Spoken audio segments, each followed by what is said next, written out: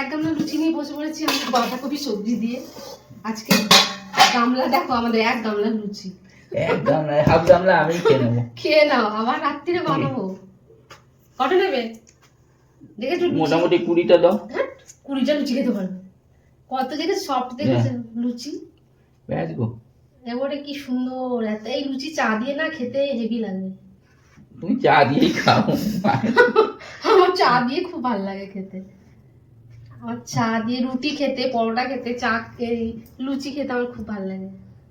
Green tea খাচ্ছ এখন? Green tea রাত্রিরে খাবো সুন্দর। এই দেখো এক গামলা লুচি।